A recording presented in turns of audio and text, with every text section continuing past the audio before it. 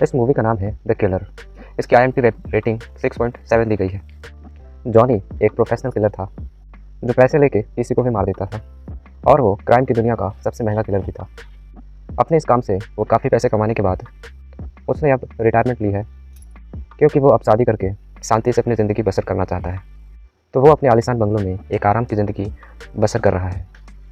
पर वो कहते हैं ना कि जब एक बार किसी भी काम में उतर जाओ तो वो काम फिर पीछा नहीं छोड़ती। तो कुछ ऐसा ही होता है यहाँ पर भी। तो एक दिन उसकी वाइफ नताशा उससे कहती है कि वो अपनी सहेली नताशा के साथ जेजू आइलैंड पर हॉलीडे के लिए जाना चाहती है। लेकिन प्रॉब्लम यह है कि नोरा को एक 17 साल की लड़की है जिसका नाम बेबू है। वो घर में अकेली रह जाएगी, जो कि नोरा का भी डिवोर्स हुआ है तो घर में उसे देखने के लिए कोई भी नहीं होगा। तो बेबू की देखभाल करने वाला कोई है नहीं। तो नताशा चाहती है कि जॉनी बेबू की 3 वीक तक देखभाल करे। जॉनी सोचता है कि वो एक टीनेज लड़की की देखभाल क्या करेगा। वो ये नहीं समझ पा रहा कि नोरा अपनी टीनेज लड़की को अकेले घर पे क्यों छोड़ रही है। उसे भी साथ ले जाती, मगर यहाँ पर नताशा जॉनी को फोर्स करती है। तो जॉनी अपनी वाइफ से इतना प्यार करता है कि उसकी बात को वो नहीं टालता है। तो वो नताशा की बेबू के लिए बेबी सिटिंग करने के लिए तैयार हो जाता है। पर अंदर से उसे ये पसंद नहीं कि वो एक अनजान टीनेज लड़की को अपने घर पर 3 वीक तक रखे। अब दूसरे दिन जॉनी अपनी वाइफ और नताशा को एयरपोर्ट पर छोड़ने जाता है और शाम को वो बेबू को कॉफ़ी शॉप से पिकअप करने जाता है। बेबू बाकी टीनेज लड़कियों की तरह ही एक बेफिक्र लड़की होती है। मौज मस्ती बस यही उसकी ज़िंदगी है। तो वो जॉनी की कार में अपनी सहेली जीना के साथ में बैठ जाती है। बातों ही बातों में वो जॉनी को बड़े ही प्यार से मनाती है कि आज की रात वो अपनी सहेली के घर में रहना चाहती है। यहाँ पर जॉनी भी अंदर से यही सोचता है कि चलो मुसीबत से छुटकारा मिला। तो वो बेबू से कहता है कि वो जितने भी दिन चाहे वो अपनी सहेली के यहाँ रह सकती है। वो बेबू के वॉलेट में कुछ पैसे डाल देता है ताकि बेबू को कोई प्रॉब्लम ना हो। जॉनी की वो दरियादिली देख करके बेबू इम्प्रेस होती है। जॉनी जानता है 17 साल वो साल होता है जब शरीर तो मैच्योर होता है लेकिन दिमाग तो टीनेज का ही रहता है। तो इस उम्र में बच्चे थोड़ा जिद्दी भी होते हैं और ओवर कॉन्फिडेंट भी होते हैं। तो वो बेबू से कहता है अगर वो पैसों का कुछ गलत इस्तेमाल किया तो वो उससे डबल पैसे रिटर्न मिलेगा। अब वो दोनों को मॉल के पास छोड़ करके अपने घर आ जाता है। वहीं पर रात को 1 बजे बेबू का फ़ोन आता है कि वो किसी कैफ़े में बैठी हुई है और उसके पेट में दर्द हो रहा है, वो उसकी मदद करे। तो बेचारा जॉनी अपनी नींद छोड़ करके उसके कैफ़े पहुंच जाता है। मगर बेबू को अपने बॉयफ्रेंड के साथ एकदम मज़े में एंजॉय करते हुए देखकर वो गुस्सा होता है। वो समझ जाता है कि बेबू ने उसे बेवकूफ़ बनाया है ताकि वो उसे पिकअप करने आए।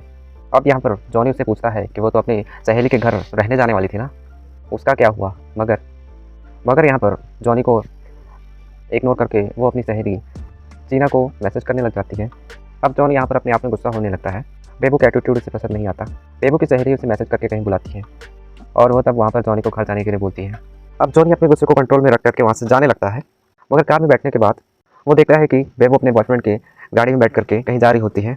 तब फिर यहाँ पर जॉनी समझ जाता है कि बेबू ने उसे फिर से सहेली के नाम पर उससे झूठ बोला है और उसे बेवकूफ़ बनाया है। पर आसपास नशे में धुत पड़ी लड़कियों को देख करके वो रियलाइज़ करता है कि उसकी कुछ जिम्मेदारी बनती है और इसके बाद वो बेबू के पीछे जाता है। दरअसल यहाँ पर पैसे देने के बहाने में जॉनी ने यहाँ पर उसके पर्स पर ट्रैकिंग डिवाइस डाल दिया था। अब वो यहाँ पर बेबू की लोकेशन जान जाता है। जॉनी यहाँ पर एक सुनसान गली में एक स्केटिंग क्लब पर पहुँच जाता है। अब अंदर हमें दिखता है एक लड़की जिसका नाम डोना है।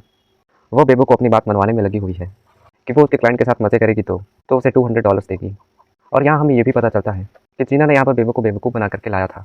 अब यहाँ पर डोना बेबू को धमकी देती है कि अगर वो तैयार नहीं होगी तो वहाँ से जा नहीं पाएगी, जिस पर बेबू यहाँ पर उसे गाली देती है। उस पर यहाँ पर बेबू को मारने जाती है डोना कि तभी यहाँ पर जॉनी आ जाता है। वहाँ पर वो उन सभी को धमकी देता है वहाँ पर कि बेबू को यहाँ पर एक खरोच तक भी आई तुम सबकी हालत में ख़राब कर दूंगा। तो यहाँ पर बेबू का बॉयफ्रेंड जॉनी को आया गया समझकर उसे उलझने की कोशिश करता है। चाकू निकाल करके उसे मारने के लिए आगे बढ़ता है। मगर यहाँ पर जॉनी जो कि एक प्रोफेशनल फाइटर है उसे कुछ ही समय में उसे मार करके उसके हाथ से चाकू छीन लेता है। अब आसपास के सभी लड़के जॉनी की तरफ आने लगते हैं और उससे फाइट करने की कोशिश करते हैं। लेकिन यहाँ पर थोड़ी ही देर में सभी ज़मीन पर पड़े हुए नजर आते हैं। और अब यहाँ पर जॉनी बेबू और जीना को वहाँ से जाने के लिए बोलता है और तभी यहाँ पर डोना जॉनी के पेट में चाकू घुसा देती है। फिर जॉनी यहाँ पर डोना की आंखों में एक घूंसा मारता है और वो वहीं पर गिर जाती है। इतना होने के बाद यहाँ से वो चला जाता है। अब जॉनी के इस स्टाइल से वहाँ पर बेबू इम्प्रेस होती है। फिर वो उसकी खुशामद करने लगती है। रात में यहाँ पर खाना खा के वो दोनों घर लौट रहे होते हैं कि रास्ते में यहाँ पर उन्हें पुलिस चेकिंग होती हुई दिखाई देती है। इंस्पेक्टर ली जॉनी की कार को रोक करके पूछताछ करने लगता है। फिर वो उसे छोड़ देता है। जॉनी को यहाँ पर ली से पता चलता है कि कॉलेज के कुछ लड़कों का यहाँ पर मर्डर हो गया है, इसीलिए यहाँ पर चेकिंग चल रही है। अब यहाँ पर जॉनी अपने घर में आकर के उस न्यूज़ की डिटेल्स पढ़ने लगता है तो उसे पता चलता है ये वही लड़के हैं जिसने जॉनी ने कल स्केट क्लब में पीटा था। वो न्यूज़ पढ़ के जॉनी बैड फीलिंग होने लगता है जॉनी को। दूसरे दिन सुबह ली जॉनी के घर पहुंचता है और उसे शक की निगाहों से देखने लग जाता है। फिर यहाँ पर वो जॉनी को एक सीसीटीवी फुटेज दिखाने लगता है और उसे पूछने लगता है क्राइम सीन के पास वाले रोड पे जॉनी की कार क्या कर रही थी। जॉनी यहाँ पर बड़ी ही चालाकी से उसे जवाब देता है, क्या उस रात वहाँ पर मेरी अकेले की ही कार वहाँ से गुजरी थी। अब यहाँ पर ली एक और फुटेज दिखाने लगता है जिसमें मर्डर हुए लड़के के बाइक के पीछे बेबू बैठी हुई दिखाई देती है, लेकिन फुटेज ब्लर होने की वजह से ये पता नहीं चल पाता है। ली के इतने क्विक इन्वेस्टिगेशन से जॉनी को ली पर शक होने लगता है। ली के जाने के बाद बेबू यहाँ पर जॉनी को सॉरी बोलने लगती है। वो बहुत डर गई है। बेबू का वो डरा हुआ चेहरा देख करके जॉनी को वह लड़की याद आती है जो पास्ट में उसे मिली थी, जो जीने की उम्मीदें खो चुकी थी और वो आत्महत्या करने के लिए जा रही थी। मगर वो लड़की ऐसी मौत चाहती थी जो कि सुकून भरी मौत हो, जो उसे मौत आए और उसे पता भी न चले। फिर वहाँ पर जॉनी उस वक्त उस लड़की के मन में जीने की उम्मीद जगाई थी।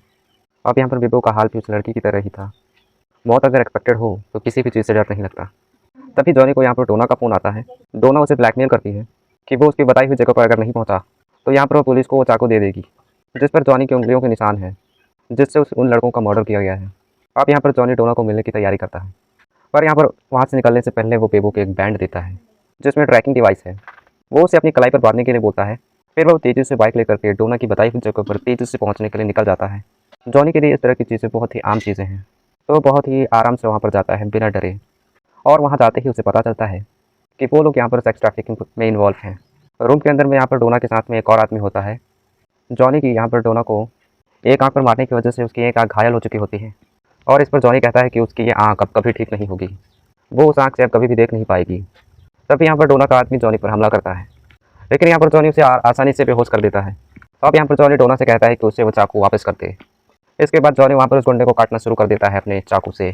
तो यहाँ पर डर करके उसके साथ वाला एक और आदमी वहाँ पर जॉनी को वो चाकू दे देता है।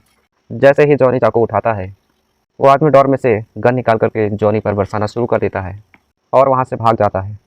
जॉनी यहाँ पर उसका पीछा करने के लिए जाता है तो रास्ते में यहाँ पर रशियन एजेंट मिका आता है। मिका भी यहाँ पर मिलिट्री स्किल्ड फाइटर है। अब यहाँ पर जॉनी और मिका के बीच में फाइटिंग शुरू होती है। दोनों ही बराबर के फाइटर होते हैं। मौका देकर के जॉनी यहाँ पर मिका को दीवार पर पुश करता है और वहाँ पर एक सरिया होता है और उसी में उसका शरीर घुस जाता है। फिर मिका यहाँ पर घायल हो जाता है। अब यहाँ पर जॉनी वहाँ से बाहर निकलता है। घायल मिका यहाँ पर जॉनी को ऊपर से देखता है और यही सोचता है कि फिर से उनकी मुलाकात ज़रूर होगी। जॉनी घर पे आता है। ज़मीन में वो निशान देख करके उसे पता चलता है कि कुछ लोगों ने यहाँ पर बेबू को ज़बरदस्ती यहाँ से उठा करके ले गए हैं। अब जॉनी गन लेके बेबू को जो दिए हुए ट्रैकर की मदद से उसे ढूंढने लगता है। फिर वो एक शहर की सुनसान गली में पहुँच जाता है और वो घर दरअसल एक ब्रॉथल होता है। जॉनी सीधा हमला बोल देता है। उसे देख करके यहाँ पर डोना भागने लगती है तो वो उसे यहाँ पर पकड़ लेता है। बाकी के साथ यहाँ पर भाग जाते हैं। डोना जॉनी को धमकी देती है कि अगर उसे कुछ हुआ तो बेबू को भी नहीं छोड़ेगी। पर यहाँ पर जॉनी को किसी भी इमोशन में आने का कोई था ही नहीं, क्योंकि वो एक प्रोफेशनल किलर था। तो फिर वो डोना को कहता है कि अभी तो तुम्हारी एक आंख गई है, अब तुम्हारी जान भी जाएगी। और फिर वो डोना को टॉर्चर करने लगता है। फिर उसे डोना बताती है कि यहाँ पर बहुत बड़ा सेक्स रैकेट है जहाँ पर नई नई जवान लड़कियों को फंसला करके इस धंधे में शामिल किया जाता है। बेबू यहाँ पर कूल और एक अट्रैक्टिव लड़की थी, तो किसी ने हमें यहाँ पर उसकी रिक्वायरमेंट बताई और हमने यहाँ पर बेबू को ऑफर दी और वो तैयार नहीं हुई, इसीलिए उसे किडनैप कर लिया गया। क्लाइंट की डिमांड के हिसाब से लड़कियां सप्लाई करना हमारा काम है।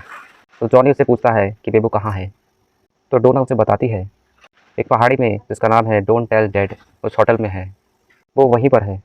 अब जॉनी उससे पूछता है कि ये कौन क्लाइंट है जिसको बेबू की रिक्वायरमेंट थी। डोना यहाँ पर कहती है कि यह सिर्फ बॉस को पता है। अब जॉनी यहाँ पर उस होटल डोंट टेल डैड की ओर निकलता है। अब यहाँ पर ली पुलिस वालों के साथ में उस ब्रॉथल में पहुँचता है तो यहाँ पर उसे डोना की डेड बॉडी मिलती है। तो दूसरी ओर यहाँ पर जॉनी उस होटल में पहुँच जाता है, मगर वो जैसे ही अंदर जाता है गुंडे उस पर हमला करना शुरू कर देते हैं। मगर यहाँ पर अपना जॉनी बहुत ही स्किल्ड फाइटर होता है, जिसकी वजह से वहाँ अकेले ही सब पर भारी पड़ने लगता है और कुछ ही समय में सबको वहाँ पर मार कर गिरा देता है, जो कि उसके धंधे का उसूल होता है कि पीछे किसी को भी ना छोड़ो। वहाँ भी बेबू नहीं होती है, मगर यहाँ पर मिका आ जाता है। अब यहाँ पर जॉनी और मिका फिर से आमने सामने आ जाते हैं। मिका जॉनी से कहता है, उसे पता है कि बेबू कहाँ है। वो जॉनी को बताता है बेबू को कार्गोपोर्ट ले जा रहे हैं और वहाँ से उसे रसिया लेकर के जाएंगे और सिर्फ का नाम इरीना है और वो 8 बजे निकलने वाली है, मगर तुम वहाँ तक नहीं पहुँच पाओगे क्योंकि मैं तुम्हें यहाँ पर मारने वाला हूँ। लेकिन यहाँ पर जॉनी को फाइटिंग में इंटरेस्ट नहीं होता है क्योंकि उसे बेबी को बचाना होता है। तो यहाँ पर जॉनी वहाँ से भागने की कोशिश करता है। मीका उससे भिड़ जाता है। मौका देकर के जॉनी माइक को रस्से से अटका करके नीचे कूद जाता है। नीचे गिरते ही यहाँ पर ली उस पर गन तान देता है, मगर यहाँ पर जॉनी ली से गन छीन करके उसे बंदी बना करके अपने साथ कार में ले जाता है और जॉनी यहाँ पर पोर्ट में पहुँच जाता है। तो उसे यहाँ पर इरीना नाम की शिप दिखती है। तभी एक वैन यहाँ पर बेबो को लेकर के पहुँचती है। फिर यहाँ पर जॉनी अपनी कार का एक्सीलेटर दबा करके उस कार पर जोर से टक्कर मारता है और वैन यहाँ पर पलट जाती है। जॉनी यहाँ पर बेबो को वैन में से बाहर निकालता है। तभी यहाँ पर डोना का वो आदमी यहाँ पर पहुँच जाता है और जॉनी को कार में कुछ चलने की कोशिश करता है, मगर जॉनी यहाँ पर उसे घायल कर देता है और उससे पूछता है कि वो कौन आदमी है जो बेबो में इंटरेस्टेड है, मगर वो जॉनी को बताने में साफ इनकार कर देता है। तो जॉनी उसे सीधा शूट कर देता है। वो सब देख करके ली यहाँ पर हैरान होता है। जब जॉनी उस आदमी की तलाशी लेता है तो उसे उसके पॉकेट में एक मोबाइल फ़ोन मिलता है। जॉनी आखिरी कॉल डायल करता है तो वो कॉल इंस्पेक्टर ली को लगता है। अब जॉनी समझ जाता है कि ली भी इस रैकेट में मिला हुआ है। जॉनी यहाँ पर ली से कहता है कि वो उस आदमी तक पहुँचने में उसकी मदद करे जो ये सेक्स रैकेट चला रहा है, वरना इस मोबाइल को लेकर के वो मीडिया और पुलिस के सामने उसे एक्सपोज कर देगा, जिसकी कॉल लिस्ट और मैसेजेस से पता चल जाएगा कि ली भी इस रैकेट से मिला हुआ है। पुलिस को आता देख ली जॉनी की बात को मान लेता है। यहाँ पर ली उन लोकल पुलिस वालों को अपना ऑपरेशन बता करके इस केस को निपटा लेता है और जॉनी को यहाँ पर क्लीन चिट देता है। बेबो के साथ में जॉनी को भी यहाँ पर हॉस्पिटल भेज दिया जाता है। बेबो को जब होश आता है तो वहाँ पर ये जॉनी को सॉरी कहने लगती है, मगर जॉनी उससे कहता है कि उसे बचाने में मेरा बहुत पैसा खर्च हुआ है तो वो उसे वापस करे। फिर यहाँ पर बेबो समझ नहीं पाती है कि उसका ये अंकल चीज़ क्या है। वैसे जॉनी जान चुका है कि इसमें बेबो की कोई भी गलती नहीं है, किसी आदमी ने बेबो को पाने की इच्छा रखी है और इसीलिए यहाँ पर ये सारा कांड हुआ है। ली आके यहाँ पर जॉनी से कहता है कि उसने बेबो को बचाने के चक्कर में जितने भी मर्डर किए हैं ली ने उसे सब दबा दिया है। जॉनी यहाँ पर ली से कहता है कि वो उसी दिन जान गया था कि ली यहाँ पर डोना के बॉस के लिए काम करता है, जब ली की कार में डोना की डेड बॉडी देखी थी, जो कि अगर डोना की डेड बॉडी पुलिस को मिलती तो वो उसके बॉस तक पहुँच जाती, जो कि ली ने डोना की बॉडी को अपनी कार में चुपके से डाल दी थी उस ब्रॉथल में से। जॉनी ली से कहता है वो उसे उस बॉस तक पहुँचाए ताकि वो ये जान सके कि बेबो किस क्लाइंट को सप्लाई की जाने वाली थी। ली कहता है कि ये बताना खतरे से खाली नहीं, क्योंकि सेक्स ट्रैफिकिंग के बिजनेस में रशियन माफिया भी शामिल है। अगर उन्हें पता चला तो वो उसे मार देंगे। यहाँ पर जॉनी ली से कहता है कि जैसे ही उस शख्स से पता चलेगा, उस शख्स के बारे में पता चलेगा, उसी दिन उनकी डील पूरी होगी। तभी वो ली के सबूत वाला मोबाइल फ़ोन उसे वापस करेगा। और कुछ देर में यहाँ पर नताशा भी जॉनी को बेबो के बारे में पूछती है। जॉनी से झूठ बोलता है कि वो ठीक है। यहाँ पर जॉनी को चिंता लगी हुई है कि नताशा को आने से पहले ही इसके बारे में ना पता चल जाए। और यहाँ पर बेबो को भी पता चल जाता है कि उनका ये वियर्ड अंकल दुनिया में अगर वो किसी से भी डरता है तो अपनी वाइफ से है। दूसरे दिन ली जॉनी को फ़ोन करके बताता है होटल सांग्रीला में पार्क के नाम से रुका हुआ है। यहाँ उस पार्क को पता चलता है कि इंटरपोल को उसके ठिकाने के बारे में पता चल गया है, तो वो होटल से भागने लगता है कि तभी यहाँ पर जॉनी आ जाता है। जॉनी यहाँ पर एक एक करके उसके सभी आदमियों को मार डालता है और पार्क को यहाँ पर घायल कर देता है। अब जॉनी पार्क से भी वही सवाल करता है कि बेबो की डिमांड किसने की थी, तो वो यहाँ पर एक औरत को फ़ोन लगाता है जो कि ये सेक्स रैकेट चलाती है और जिसे मामा पिगी के नाम से जाना जाता है। उस पिगी के कॉल से जॉनी को पता चलता है कि बेबो को डिमांड करने वाला कोई जज है जिसने आज की पूल पार्टी के लिए भी एक लड़की मंगवाई है, मगर वो कौन है पार्क भी नहीं जानता। पार्क को जॉनी से ये भी पता चलता है कि स्कूल की लड़कियों को फुसला के इस धंधे में लाया जाता है और ये जज उनमें से बेस्ट लड़की के साथ में एंजॉय करता है। बाकी बची हुई लड़कियों को रसिया भेज दिया जाता है। अब जॉनी को ये बड़ा राज भी पता चलता है कि कोरिया में इन रशियन और मामा पिगी को वही जज सपोर्ट कर रहा है। कोरिया की कई ब्रॉथेल और पब का भी वो ओनर है और मिका उसी का बॉडीगार्ड का मैनेजर है। जॉनी पार्क को मार देता है और क्लीनिंग कंपनी को फ़ोन करता है। ये क्लीनिंग कंपनी क्राइम सीन को पूरी तरह से साफ़ करती है जिससे कि पुलिस को कुछ भी पता न चले। ये एक प्राइवेट कंपनी है जो कि किलर्स और प्रोफेशनल किलर्स इन कंपनी को अपने कांड को छुपाने के लिए बुलाते हैं। वो डेड बॉडी को डिस्पोज करके क्राइम सीन को इस तरह से साफ करते हैं कि पीछे एक भी सबूत नहीं छूटती। जॉनी उस कंपनी के आदमी से कहता है उसे जल्दी ही उसकी ज़रूरत पड़ेगी क्योंकि जल्दी ही बहुत सारे लोग मरने वाले हैं। जॉनी अपने वेपन सप्लायर से एक बहुत बड़ी स्नाइपर गन खरीदता है।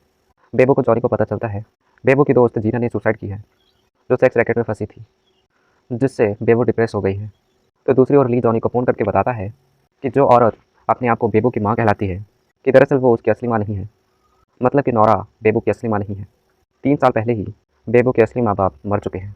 नौरा बेबो की स्टेप मदर है और वो जज जो कि सेक्स स्कैंडल को पाल रहा है वो सेंट्रल डिस्ट्रिक्ट लॉ का प्रेसिडेंट भी है। फाइनेंशियल वो इतना ज़्यादा पावरफुल है कि पॉलिटिक्स सर्कल में भी उसका बहुत ही इन्फ्लुएंस है। ली जॉनी से कहता है कि वो इतने बड़े लोगों के खिलाफ कोई भी एक्शन नहीं ले सकते, तो जॉनी को ही ये गंदगी साफ़ करनी होगी। तो फिर जॉनी रात को यहाँ पर पैसिफिक होटल पर पहुँच जाता है जहाँ पर वो पूल पार्टी चल रही है। जॉनी अपनी बड़ी सी स्नाइपर गन से एक एक करके सभी आदमियों को मारने लगता है और यहाँ पर मामा पिगी जज की सेवा में एक नई लड़की को भेजता है। जॉनी यहाँ पर अंदर पहुँच करके सबको अपनी गन का निशाना बनाता है। मीका समझ जाता है कुछ तो गड़बड़ है। अब जॉनी को मारने के लिए वो भी आ जाता है। दोनों के बीच में अब फायरिंग शुरू हो जाती है कि तभी ली भी वहाँ पहुँच जाता है, मगर वो जॉनी के साथ गद्दारी करके उसे गन पॉइंट पर रखता है। तो अब मीका जॉनी को पकड़ के जज के सामने पेश करता है। जॉनी जज से पूछता है कि क्या वो वही आदमी है जो कि बेबो का डिमांड कर रहा था। यहाँ पर जज श्रिक स्माइल करता है। जज ली से कहता है कि जॉनी को मार दे, कि वो ऐसा दिखाए कि उसने सुसाइड किया है। ली जॉनी को यहाँ पर ले जाने लगता है कि तभी जॉनी पलटवार करके ली पर हमला करता है। अब बाकी के लोग भी जॉनी को मारने आते हैं। फिर जॉनी सबसे फाइट करता है और सबको मार गिराता है। जॉनी ली से कहता है कि मैंने अपने आप को तुम्हारे हवाले इसलिए किया था क्योंकि मैं जज से मिलना चाहता था। अब जॉनी ली को मार देता है। तभी वहाँ पर मिका आता है। दोनों के बीच में गन से फाइट होने लगती है। काफ़ी गन फाइटिंग के बाद दोनों हैंड कॉम्बैट करते हैं। दोनों के बीच काफ़ी ही कमाल की हैंड फाइटिंग होती है। लेकिन यहाँ पर जॉनी मिका पर भारी पड़ने लगता है। वो मिका को घायल कर देता है और आखिर में उसे गोली मार देता है। अब जॉनी जज के पास पहुँच जाता है। जज उसे बताता है कि मैं जल्द ही चांसलर बनने वाला हूँ और मैं तुम्हारी ज़िंदगी बना दूंगा। वो जॉनी को अपने साथ काम करने का ऑफ़र देता है। तो अब यहाँ पर जॉनी उससे पूछता है कि ये मामा पिगी कहाँ पर है। जज से जॉनी को पता चलता है कि मामा पिगी जज के साथ में पार्टनरशिप में ये रैकेट चला रही है। अब यहाँ पर जैसे ही जज जॉनी को मामा पिगी के बारे में बताता है, वैसे ही उसके बाद जॉनी जज को गोली से मार देता है। यहाँ जेजू आइलैंड के रिसॉर्ट में नताशा नौरा के साथ में बैठी हुई है। फिर नौरा को यहाँ पर किसी का कॉल आता है। नौरा कार में जाकर के कॉल लेती है क्योंकि कॉल जज के फ़ोन से आया होता है। नौरा उसे फ़ोन पर प्रॉमिस करती है कि अगली बार वो बेबू को उसकी खिदमत में हाजिर करेगी। दरअसल वो फ़ोन जॉनी ने ही किया होता है। और यहाँ हमें ये भी पता चलता है कि नौरा ही मामा पिगी है जिसने अपनी ही स्टेप डॉटर को बेचने की कोशिश की। जॉनी को देख करके यहाँ नौरा शॉक होती है। तभी नौरा से हमें पता चलता है कि यहाँ पर बेबू को इस्तेमाल करके जॉनी के प्यार में फंसाना चाहती थी, क्योंकि उसने सुना था नताशा का हस्बैंड जॉनी बहुत ही रिच आदमी है। वो बेबू के ज़रिए जॉनी का पैसा हड़पना चाहती थी। इसीलिए उसने नताशा को फ्रेंड बना करके यहाँ पर बेबू को उसके घर में लेकर के आई। उसे लगा बेबू जैसी कमसिन खूबसूरत लड़की के करीब रह के जॉनी उसकी तरफ अट्रैक्ट होगा, क्योंकि इस बिजनेस में रह के यही सीखा था कि दुनिया में ऐसा कोई मर्द नहीं जो किसी यंग लड़की से अट्रैक्ट ना हो। मगर हर कोई एक जैसा नहीं होता, जैसा कि जॉनी के केस में हुआ। यहाँ पर जॉनी अपनी वाइफ से काफ़ी ज़्यादा प्यार करता है और वो बाकी लोगों की तरह नहीं है जो इस तरह का काम करता हो। और नौरा की यहाँ पर बदकिस्मती होती है कि जॉनी यहाँ पर एक प्रोफेशनल किलर होता है। यहाँ पर जॉनी नौरा को प्रॉमिस करता है कि वो बेबू का ख्याल रखेगा। इसके बाद जॉनी यहाँ पर नौरा को गोली मार देता है और यहाँ पर जॉनी क्लीनिंग कंपनी को फ़ोन करता है और उन्हें क्लीनिंग करने के लिए बोल देता है। जॉनी नताशा को गले लगाता है और तभी हमें पता चलता है पास्ट में जॉनी ने जिस लड़की को सुसाइड करने से बचाया था वो और कोई नहीं, उसकी वाइफ ही होती है। और यहीं पर यह मूवी ख़त्म होती है।